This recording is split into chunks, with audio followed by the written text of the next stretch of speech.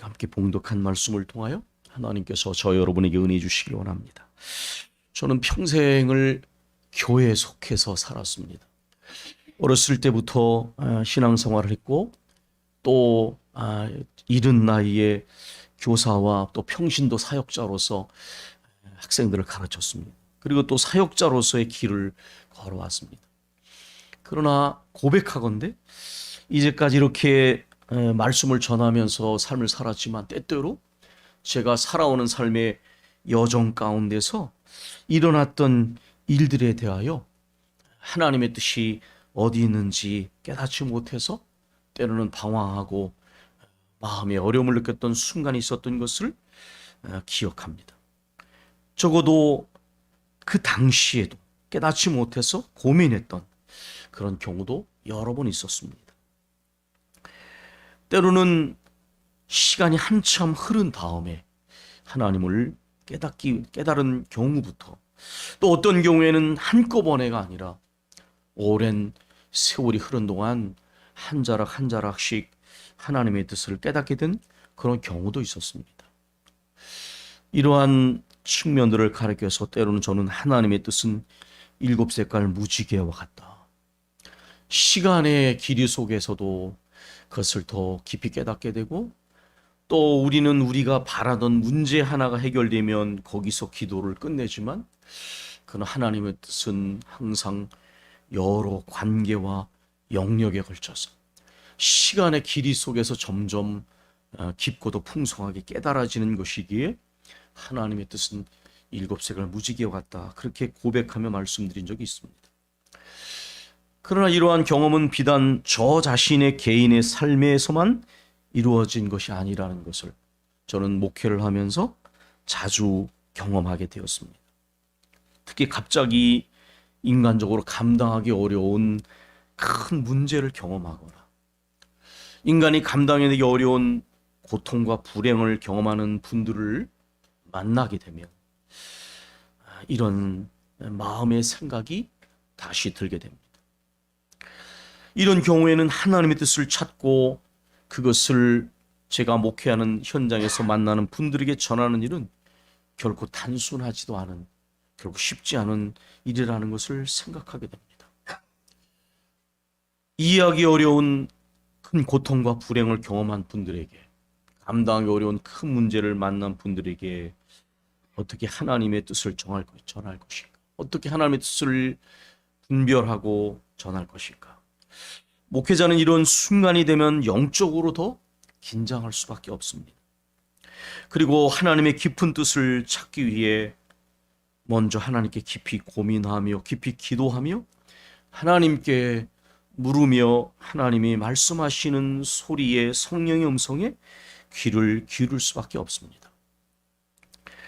비록 폭풍과 같이 몰려온 고난과 고통, 그 가운데 하나님의 깊은 뜻이 무엇인지를 알기 어려운 무지함, 온통 실타래가 얽힌 것 같이 복잡함과 혼란이 일상의 평온함을 대체하게 될 때에 어느 때까지 지속될지라도 마침내 그러한 순간을 지나서 하나님의 깊은 뜻을 깨달을 때에, 그리고 때로는 한 자락씩 한 자락씩 하나님의 뜻을 깨달아갈 때에 저 자신의 경험 속에서도 그렇고 또 그러한 경험을 가진 성도들의 심령 속에서도 큰 기쁨과 감사가, 경외심에서 나오는 겸손과 찬송이 깊은 곳에서부터 하나님께 올려지는 것을 저도 경험했고 또 교우들의 삶의 그러한 체험 속에서도 목격하게 됩니다. 우리가 아침에 묵상 자료를 우리가 대하는 책이 월터 브루그만의 책인데, 이분은 아주 널리 알려진, 세계적으로 알려진 유명한 성서학자이고 우리나라에도 30권이 넘는 책이 번역되어 있습니다. 저도 몇 번씩 설교에서도 이분에 대해서 말씀을 드린 적이 있습니다. 근데 이분이 하나님의 자유라는 표현을 자주 씁니다. 하나님의 자유. 자유라고 하는 것은 어떤 곳에서도 얽매이지 않는 것이죠. 물론 그것은 방종적 자유를 말하는 것이 아닙니다. 항상 책임적인 자유일 텐데, 적어도 하나님의 자유 이런 표현을 쓸 때에 그가 강조하고 반복하는 것은 하나님은 우리의 짧은 지식과 지혜로서 절대로 제한할 수 없는 분이라는 것입니다. 아무리 많은 신앙생활에 경건한 체험, 큰 체험을 했다고 할지라도 하나님은 그 어떤 것으로도 우리가 판단하고 제한할 수 있는 분이 아니라는 것입니다. 심지어 브루그만이 이렇게 말합니다. 조직 신학을 비롯한 체계적인 신학적 지식의 틀로도 하나님은 완전하게 규정될 수 없는 분이다. 물론 성경은 우리에게 하나님에 대한 핵심적인 것을 알려주고 있습니다. 공의의 하나님, 사랑의 하나님, 창조와 구원의 하나님, 맞습니다.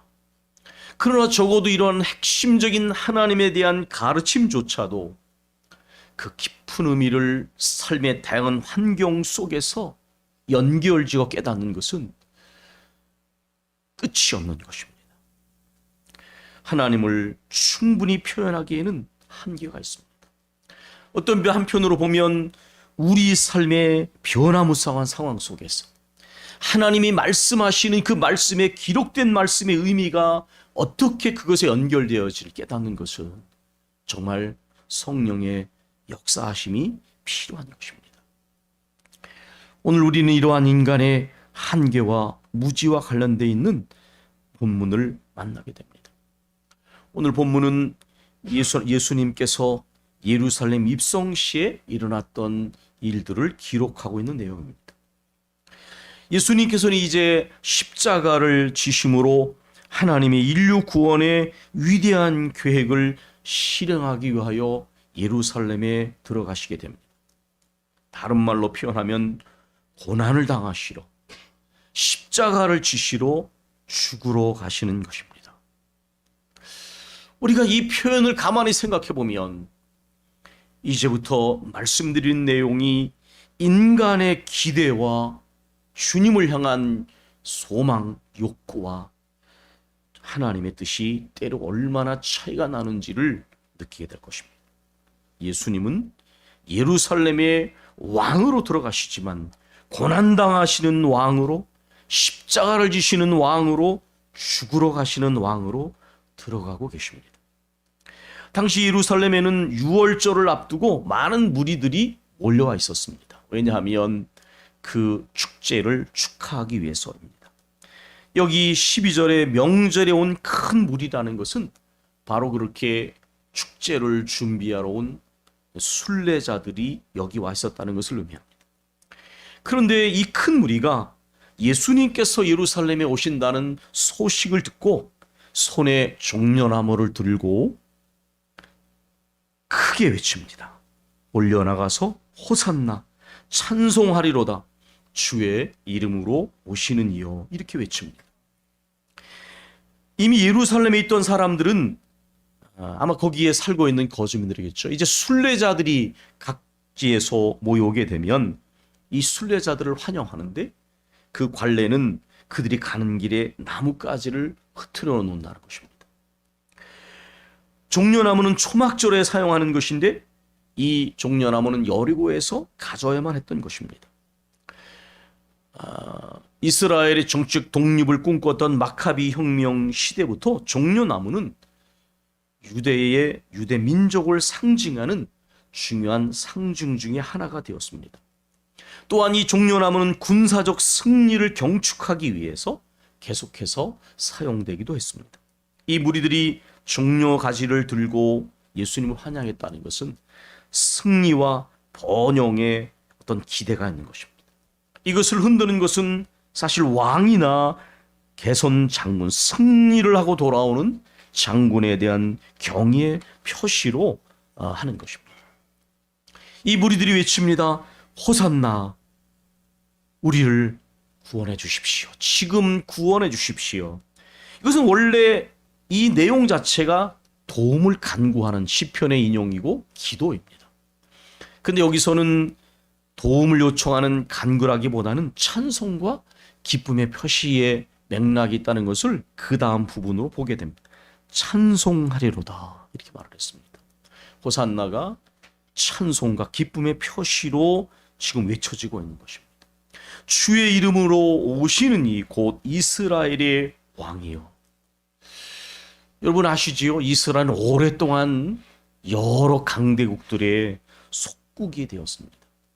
북왕국이 722년에 망하고 남왕국 586년에 망해서 잠깐의 독립을 빼놓고는 아시리아에서 바벨론으로 페르시아로 끝없이 예수님 당시 로마 왕국까지 이어져서 사실 이스라엘은 완전한 독립을 1948년에 이뤘으니까 우리보다도 3년 후에 이제 국가를 선포하게 됩니다. 이렇게 오랫동안 나라를 빼앗긴 사람들, 백성들의 희망은 당연히 구원자에 대한 희망입니다. 이스라엘의 오랜 희망이었던 메시아가 바로 이들은 예수님이시라고 생각했던 것입니다. 그리고 환영하는 것입니다. 저는 열광주의라는 단어를 굉장히 비판하는데, 왜냐하면 여기에는 차분함보다는 감정적인 고조가 더 지배하기 때문에 우리가 주님의 뜻을 깨닫고 성령을 체험하면 이런 것들이 부수적으로 임할 수는 있어요. 그러나 신앙은 결코 열광적인 감정에서 끝나서는 안 됩니다. 그것은 오히려 차분함을 동반하고 또 그 가운데 주님의 깊은 은혜를 계속 새롭게 체험할, 마치 새 노래를 부를 때처럼 감정적인 고조가 일어날 수는 있지만은 그러나 감정적인 고조를 강조하고 그것을 본질로 만들면 위험한 일들이 생겨나는 것을 저는 많이 보았습니다. 그러면 왜 이 큰 무리가 이렇게 예수님을 환영하고 열광했을까?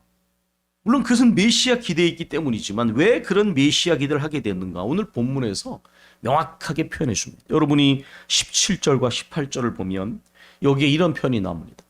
예수님께서 이전에 죽은 나사로를 살리셨는데 그것을 목격한 사람들이 있었다는 것입니다. 무리들이.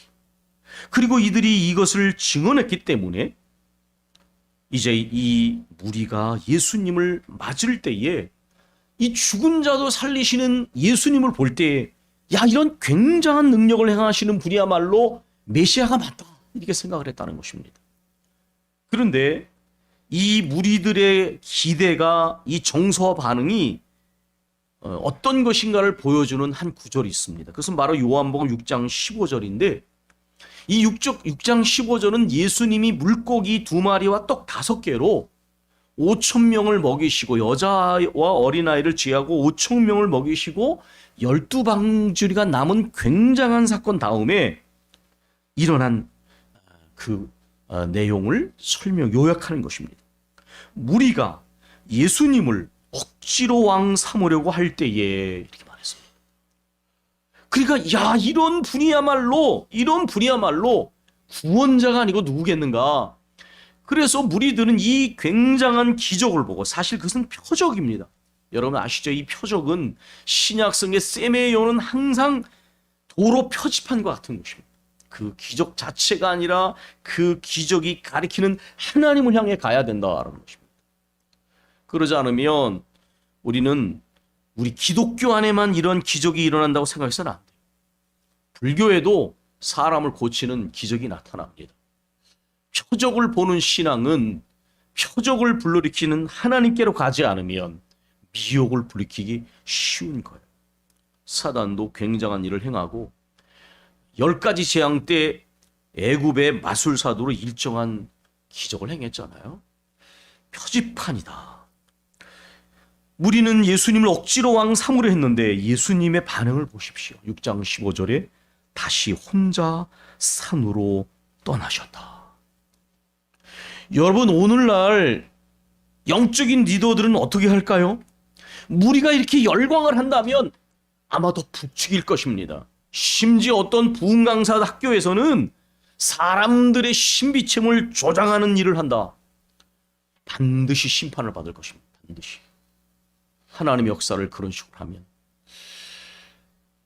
아나니아와 삽비라가 많은 헌금을 드렸을 때에 현대교회라면 엄청나게 칭찬하고 소개했을지 모릅니다.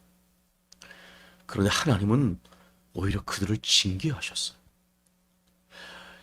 이렇게 무리들이 리더를 찾아 열광할 때에 오늘날 리더들은 엄청 좋아했을 거예요. 자기를 더 부풀렸을지도 모릅니다. 그런데 예수님은 다시 혼자 산으로 떠나셨다. 다시 혼자 산으로 떠나셨다는 것은 예수님의 습관이라고 하는 것입니다. 여러분 아시지요? 예수님의 습관 중에 하나는, 우리가 본받아야 할 영적 습관 중에 하나는 분주할수록 한적한 것을 찾으셨어요.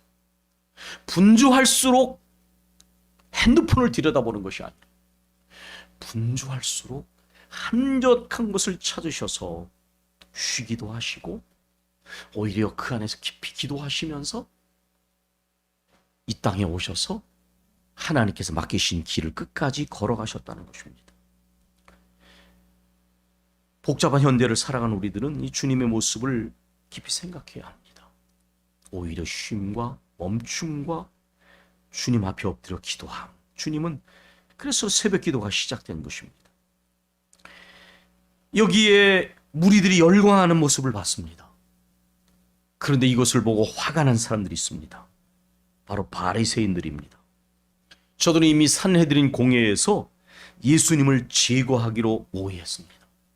그런데 이렇게 많은 무리들이 종려나무를 가지를 들고 구원자로 메시아로 예수님을 환영하니까 저들의 마음이 불안한 것입니다. 온 세상이 저를 좇는구나. 저들의 계획이 무산될까? 저들은 두려워하고 분노하는 것입니다. 제자들은 어떻습니까? 제자들도 메시아 기대를 가지고 있었지만 이 무리들의 기대와 다르지 않았습니다. 어떤 면에서는 저는 더했다고 생각합니다. 왜냐하면 예수님이 베푸시는 기적과 이사, 귀신을 쫓아내시고 질병을 고치시고 권세 있는 가르침을 하시고 그러기 때문에 이들의 세속적인 메시아 기대는 더 컸을 것입니다. 물론 가끔 예수님이 이해할 수 없는 말과 행동을 하실 때마다 그들은 좀 혼란스러웠을 것입니다. 왜 저런 행동을 보이지? 왜 왕으로 삼을 때 산으로 가시지? 왜 분주할 때도 한적한 것을 오히려 그렇게 저녁 드실 시간도 없었는데 그 다음날 새벽에 일어나셔서 오히려 새벽 미명에 기도하러 가시지? 이상했을 것입니다. 그런데 그들은 관심을 두지 않았던 것 같아요. 독일의 철학자는 포이르바흐는 이렇게 말했습니다. 제가 이번 학생들에게 하나님은 누구인가? 만들어낸 신이다. 많은 학생들이 믿지 않는 친구들이 말하는 거예요. 예, 성경도 그걸 말하고 있습니다. 이미 역사 속에서 포이르바흐 이렇게 말했습니다. 신은 인간의 욕망이 투영된 산물에 불과하다.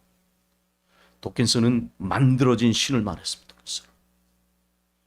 퍼시그와 동조자인 것이죠. 그런데 성경은 이미 그걸 말하고 있습니다. 너를 위하여 우상을 만들지 말며 거기 절하지 말라. 많은 사람들은 자신이 기대하는 하나님이라는 이름으로 우상을 만들어냅니다. 저는 목회하면서 가장 어려운 순간이 그거예요. 아무리 말씀을 전해도 결국 자기 관심사를 벗어나지 못하더라고요. 자기가 믿고 싶은 하나님, 내가 기대하는 문제를 해결해 주시는 하나님, 나를 성공하게 이끄시는 하나님, 자신들의 욕망과 기대에서 신앙생활을 2, 30일 꼼짝도 안 하고 그 자리에 머물러 있습니다. 여러분, 베드로의 고백을 보십시오. 멋있는 신앙 고백을 했습니다. 베드로가 말합니다. 주는 그리스도시요 살아계신 하나님의 아들이십니다. 딩동댕. 멋있는 신앙 고백 정답을 얘기했습니다. 그리고 주님은 칭찬하셨습니다. 그리고 주님은 이제 그 다음에 말씀하십니다. 인자가 많은 고난을 당하고 다시 살아날 것이다. 베드로가 그 주님의 말씀을 듣는다며 말함. 주님을 비난함. 주여 그리마옵소서. 절대로 그런 일이 일어나서는 안 됩니다. 주님이 그를 준엄하게 꾸짖었습니다. 사탄아, 내 뒤로 물러가라. 너는 나를 넘어지게 하는 자로다. 내가 하나님의 일을 생각지 않고 내 육신의 일만 생각하는도다. 이것은 우리를 향한 말씀이기도 합니다. 우린 때때로 성경 안에서 일어나는 사건을 나와 전혀 상관없는 것으로 생각합니다. 그러나 주님의 뜻이 이루어지기를 바라는 것보다 우리 육신의 안일함과 평안을 생각하고 만사형통을 꿈꾸고 부자되고 높은 자리에 오르고 성공하려고 한다면 우는 자들에게 복이 있으며 핍박받고 고난당하는 이들에게 복이 있다고 하신 주님의 말씀은 절대로 깨닫기 어려울 것입니다. 이 무리들이 호산나라고 외치며 열광하는 열광주의적 함성을 외칠 때에 여러분 주님의 반응을 보십시오. 주님의 반응은 아주 상징적입니다. 작은 나귀 새끼를 타고 그리고 예루살렘에 들어가십니다. 여러분 얼마나 우스꽝스러운가 한번 생각해 보세요. 메시아는 이 왕은 원래 병거나 말을 타고 많은 사람들을 거느리고 입장을 해야 되잖아요. 작은 나귀 새끼를 타고 예루살렘에 입성하십니다. 스갈에서 9장 9절의 말씀을 온전히 이루시는 거죠. 정약용 선생님이 쓴 목미심서를 보면 지방의 그 아전들이 큰 문제였습니다. 이 탐관 오리들, 이 중간 아전들이 지방의 완전히 수령도 갈아치웁니다. 자기들을 따라서 백성의 피를 짜내가지고 뇌물을 받으면 가만 놔둬요. 그러나 청렴한 수령이 오잖아요. 그럼 어떻게든지 누명을 씌웁니다. 중앙 정부에다가 투소를 올리고 그 다음에 자신들이 갖고 있는 관계와 경험으로 사람을 아주 바꿔버리는 거예요. 그래서 이 지방 아전들이 아주 문제가 많았어요. 그런데 청렴한 원님은 행차부터가 달랐어요. 탐관오리는 올 때부터 백성을 괴롭히지만 떠날 때까지 백성을 괴롭혔어요. 어느 시대나 이런 관리들이 문제예요. 이런 국회의원들이 문제예요. 백성의 세금을 통하여 많은 월급을 주면 가난한 백성들이 많은데 겸손한 마음으로 해야 되는데 무슨 특권처럼 생각하고 우리 지역에 국회의원이 나셨습니다. 저는 그런 말 별로 좋아하지 않습니다. 그 사람들은 국민의 심부름꾼입니다. 법을 바로 세우고 뽑아내는 사람들이지 국민의 군림하고 허유호실하고 뽑아내는 사람들이 아닙니다. 민주주의 시대의 모든 대통령을 비롯해서 모든 사람들은 존중을 받아야지만 백성을 섬겨야 할 사람들입니다. 우리 잘 생각해야 돼요. 무슨 왕이 아닙니다. 공무원들은 우리들의 심부름꾼입니다. 제대로 역할을 안 하는 국회의원은 떨어뜨려야 합니다. 우리가 이 전 근대적인 생각을 너무 가지고 있어요. 우리 예수님은 어떻게 하셨습니까? 검소한 관리처럼 작은 나귀를 타고 오셨어요. 옛날 원님들 훌륭한 사람들은 백성을 번잡스럽게 하지 않았어요. 조용하게 부임을 했어요. 이런 지도자들이 필요한 것이에요. 우리 주님은 작은 나귀를 타고 오셨습니다. 그분은 무력과 정치적인 권력으로 지배자로 오신 것이 아니라 평화의 왕으로, 평화의 상징으로 오셨어요. 인간의 욕망과 기대, 제자들의 욕망과 기대를 충족시키러 오신 것이 아니라 하나님의 말씀을 이루게 오시고 하나님의 구원 계획을 이루게 오신 것입니다. 이 왕국에 취임하시기 위해서 예수님은 나귀를 타시고 들어가셔서 십자가를 지시러 예루살렘에 입성하십니다. 오늘 우리가 함께 읽은 16절은 제자들이 당시에 이 사건을 전혀 이해할 수 없었다고 말합니다. 많은 백성들이 열화와 같이 주님을 환영하며 메시아로 기대할 때에 예수님은 왜 그 초라하게 나귀 새끼를 타고 들어가셨을까요? 주님이 십자가에 죽으시고 부활하신 이후에야 이 하나님의 구원의 방법과 계획과 주님의 행하심을 깊은 뜻을 깨달았다는 것입니다. 하나님이 우리 주님이 그때 영광을 받으실 때에 죽음과 부활을 통해서 모든 것이 하나님의 계획 안에 있으면서 예수님이 이 하나님의 뜻을 온전히 실행하기 위하여 그렇게 하신 것이라는 것을 나중에 깨달았다는 것. 거룩한 회상. 또한 성령의 임재하심이 임할 때에 예수님의 말씀, 이해할 수 없는 행동들에 대한 올바른 깨달음이 있었다는 것. 주님이 간절한 마음으로 강조하고 말씀하셔도 관심사 밖이었던 제자들. 우리 이 부분을 조심해야 됩니다. 아무리 목회자가 기도하면서 말씀을 전해도 여전히 내 세속적인 관심사에 머물러 있는 성도가 돼서는 안 됩니다. 무엇을 움켜잡고 계십니까? 건강입니까? 물질입니까? 육신의 안일입니까? 나이가 들면 그것은 우리에게 보장이 되지 못해요. 조금 나은 환경은 줄 수 있을지 모릅니다. 그러나 그런 것들이 우리에게 영생에 이르게 하지 못합니다. 오히려 그런 것들은 내 것을 내려놓고 주님의 깊은 뜻을 깨닫게 하는데 방해가 되는 거예요. 여러분, 성경은 거룩한 기억을 말합니다. 또 거룩한 회상을 말합니다. 거룩한 기억이 오늘 우리를 붙잡아주고 내일을 향할 소망으로 나가게 합니다. 그런데 또한 성령께서 오늘 우리의 눈을 여시면 아주 신비한 일이 일어납니다. 지나간 일들에 대한 해석이 달라지는 거예요. 그게 신앙의 위대한 능력이에요. 옛날에는 상처로만 생각되고 부정적으로만 경험을 생각됐던 것들이 달라지는 거예요. 내 눈이 열려지면 과거를 해석하는 눈이 달라진다는 걸 아십니까?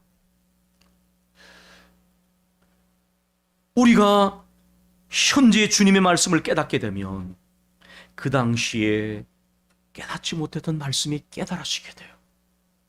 거룩한 회상이 일어납니다. 그리고 미래를 보는 눈이 달라지게 돼요. 저는 언젠가 말씀을 전하면서 그런 고백을 했었습니다. 저는 이러한 설교자가 되고 싶습니다.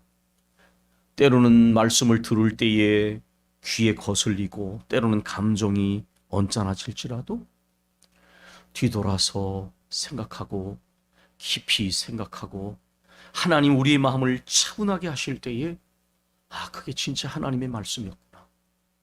그것이 성도를 위하여 날마다 기도하면서 전한 목회자의 마음이 거기에 담겨져 있구나. 저는 그런 관계가 진짜 깊어지는 영적 관계를 만들고 우리가 하나님의 말씀에 대해서도 펄펄 뛰는 감정을 넘어서서 역경과 고난 속에서도 깊은 주님의 뜻을 고백하고 또 찬양하게 되는 것으로 이어지리라 믿습니다. 교회는 이러한 올바른 회상과 깨달음 속에서 시작되고 세워졌습니다. 여러분 아시지요?